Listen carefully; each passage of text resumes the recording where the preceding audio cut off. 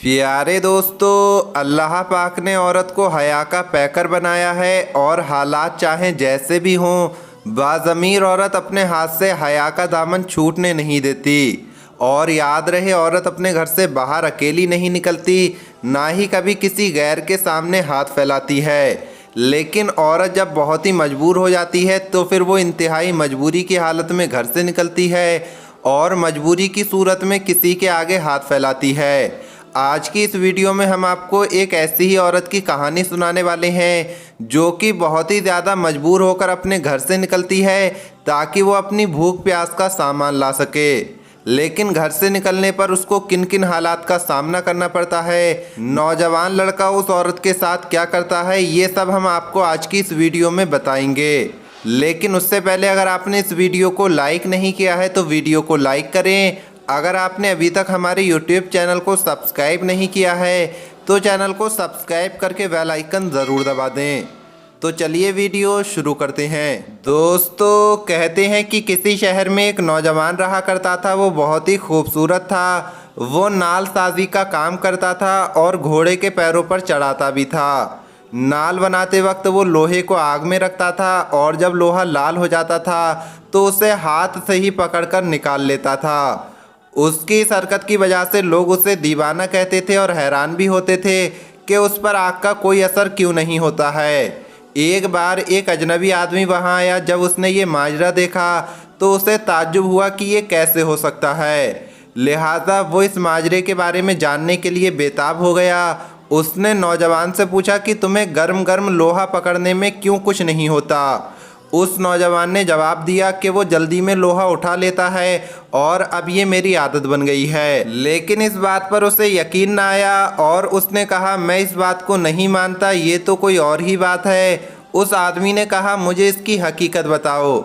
इस पर नौजवान ने काफ़ी टालने की कोशिश की लेकिन वो शख्स नहीं माना और ज़िद कर बैठा। इस पर नौजवान ने अपनी कहानी को इस तरह से सुनाना शुरू किया कि मेरी बस्ती में एक निहायत हसीन व जमील लड़की थी। उसके वालिदैन किसी हादसे का शिकार होकर फौत हो गए थे।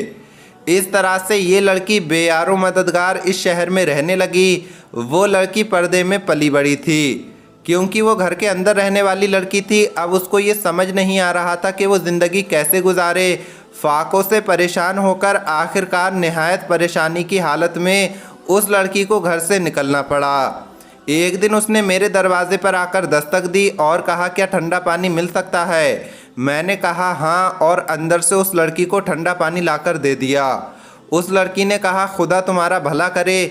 मैंने उससे पूछा कि तुमने कुछ खाया भी है या नहीं। उस लड़की ने कहा, नहीं, मैंने कुछ नहीं खाया है। मैंने उससे अकेले इस तरह से फिरने की वजह पूछी। उस लड़की ने अपने ऊपर गुजरा हुआ सारा वाक़या सुना डाला और कहा कि मुझे समझ नहीं आती मैं ज़िंदगी कैसे बसर करूं। मैंने उससे कहा कि तुम शाम को यहीं मेरे घर आ जाना और मेरे साथ खाना खा लेना, मैं तुम्हें खाना खिलाऊंगा। वो लड़की चली गई। उस नौजवान ने बताया कि मैंने रात के खाने के लिए अच्छी अच्छी चीज़ें तैयार की। वो लड़की मुझ पर भरोसा करते हुए शाम के वक्त मेरे घर आई और मैंने खाना उसके आगे लगा दिया। उस लड़की ने खाने के लिए हाथ बढ़ाया तो मैंने दरवाज़ा बंद कर दिया और मेरी नीयत बदल गई क्योंकि वो लड़की हद दर्जे की खूबसूरत थी और मेरे लिए ये आसान मौका था और एक खूबसूरत लड़की मेरे काबू में थी। जब मैंने दरवाज़ा बंद किया तो उस लड़की ने पलट कर देखा तो उसने कहा, मैं बहुत मायूस और बेयारो मददगार हूँ। मेरा इस दुनिया में कोई सहारा नहीं है सिवाय अल्लाह के। मुझे मेरे फाकों ने घर से निकलने पर मजबूर किया है। उसने कहा, मेरे प्यारे भाई, मुझे जाने दे, खुदा के नाम पर मुझे छोड़ दे। वो नौजवान कहने लगा, मेरे सर पर बुराई का भूत सवार था। मैंने उससे कहा कि ऐसा मौका मुझे फिर कभी नहीं मिलेगा, मैं तुम्हें नहीं छोड़ सकता। लड़की ने कहा कि मैं तुम्हें खुदा और उसके रसूल के नाम पर दरख्वास्त करती हूँ, मेरे पास सिर्फ मेरी इज्जत के अलावा कुछ भी नहीं है और ऐसा ना हो कि मेरी इज्जत भी पामाल हो जाए और मेरे पास कुछ भी ना बचे और फिर इस हालत में अगर मैं ज़िंदा भी रहूं तो मुर्दों की तरह ही रहूंगी। उस नौजवान ने बताया कि लड़की की ये बात सुनकर मुझ पर अजीब कैफियत तारी हो गई। वो बुराई का भूत जो मुझ पर सवार था अब उतर चुका था। मैंने दरवाज़ा खोल दिया और हाथ जोड़कर उसके सामने खड़ा हो गया और कहने लगा, मुझे माफ़ कर देना, मेरे ऊपर एक ऐसी कैफियत गुजर रही थी जिससे मैं अपने होश खो बैठा था, लेकिन अब वो कैफियत दूर हो गई है। तुम शौक़ से खाना खाओ और अब से तुम मेरी बहन हो। ये सुनकर उस लड़की की जान में जान आई और उसने कहा, ए अल्लाह, मेरे इस भाई पर दोज़ख की आग को हराम कर दे।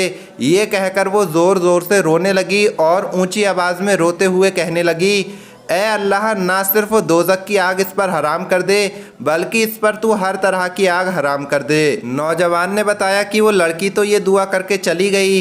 इस वाक़ये के कई दिन बाद एक बार मैं लोहा गर्म कर रहा था, लेकिन मेरे पास गर्म लोहे को पकड़ने का सामान मौजूद नहीं था। मैंने धीरे धीरे आग में अपना हाथ बढ़ाया तो वो दहकते हुए कोयलों में चला गया, लेकिन मेरे हाथ पर आग का कोई असर न हुआ। मैं बहुत हैरान हुआ और मुझे उस लड़की की वो दुआ याद आई। तब से लेकर अब तक मैंने इस दहकती हुई आग को आग नहीं समझा, बल्कि इसमें से जो चाहे बगैर किसी डर के मैं निकाल लेता हूँ। वो लड़की उस वक्त मज़लूम थी और मज़लूम की दुआ अल्लाह ने कबूल कर ली। तो प्यारे दोस्तों, इस सारे वाक़ये के बारे में आपका क्या कहना है, कमेंट बॉक्स में ज़रूर बताएं। अगर ये वीडियो पसंद आई हो तो इसे लाइक ज़रूर करें। अल्लाह हाफिज़।